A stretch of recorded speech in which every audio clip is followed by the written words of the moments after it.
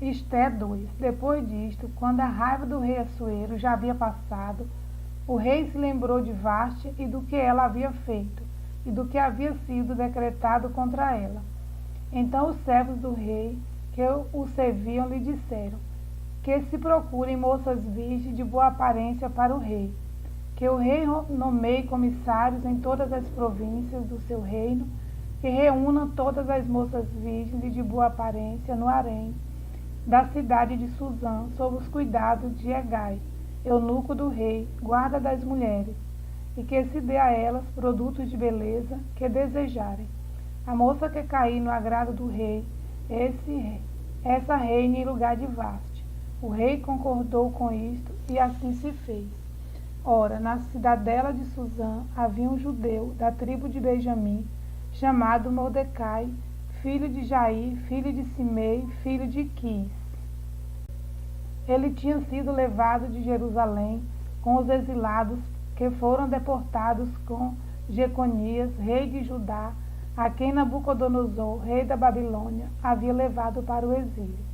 Mordecai havia criado Radassa, que é Esté, filha de seu tio, que era órfã de pai e mãe. A jovem era bonita e formosa. Depois que o pai e a mãe dela morreram, Mordecai a adotou como filha. Quando a ordem do decreto do rei foram divulgados, muitas moças foram levadas para a cidadela de Suzã. Sob os cuidados de Hegai, levaram também Esté ao palácio real e a entregaram aos cuidados de Hegai, guarda das mulheres. A moça lhe pareceu formosa e alcançou o favor diante dele. Por isso Hegai se apressou em dar-lhe os produtos de beleza e alimentação especial. Também lhe deu 7 moças escolhidas do palácio real e a transferiu com essas moças, para os melhores aposentos do harém. Esté não havia declarado seu povo nem a sua parentela, pois Mordecai lhe havia ordenado que não dissesse nada a respeito disso. Mordecai passeava todos os dias diante do pátio do harém para saber como Esté estava passando e o que ia acontecer com ela. Depois de 12 meses de tratamento, seguindo as prescrições para as mulheres, que eram embelezadas 6 meses com óleo de mirra e 6 meses com óleos aromáticos, essências e perfumes em uso entre as mulheres, chegava a vez de cada moça ser levada ao rei Assuero. Então a moça ia ao encontro do rei e podia levar consigo tudo o que quisesse do harém para o palácio. À tarde, ela entrava no palácio pela manhã, voltava para o segundo harém, sob os cuidados de Sasgás, eunuco do rei, guarda das concubinas. A moça não voltava mais ao rei, a menos que o rei a desejasse, e ela fosse chamada pelo nome. Quando chegou a vez de Esté, filha de Abiail, tio de Mordecai, que tinha adotado como filha, ela não pediu nada além do que Hegai, eunuco do rei, guarda das mulheres, lhe havia aconselhado. E Esté alcançou o favor de todos os que a contemplavam. Assim Esté foi levada ao rei Assuero, ao palácio real, no 10º mês, que é o mês do Tebete, no 7º ano do seu reinado.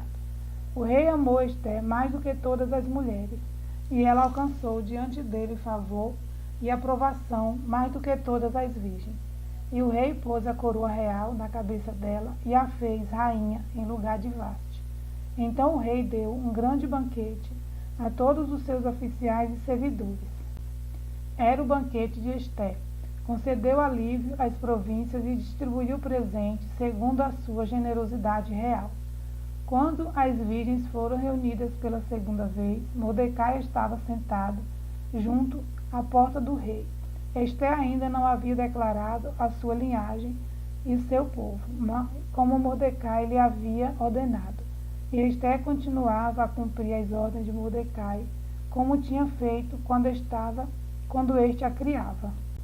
Naqueles dias, quando Mordecai estava sentado junto à porta do rei, 2 eunucos do rei, que se chamavam Bigtã e Tebes, e eram do corpo da guarda, ficaram indignados e planejavam matar o rei Assuero. Isto chegou ao conhecimento de Mordecai, que o revelou à rainha Ester, e Ester disse ao rei, em nome de Mordecai. Investigou-se o caso e era fato, e os 2 conspiradores foram pendurados numa forca. Isso foi escrito no livro das crônicas diante do rei.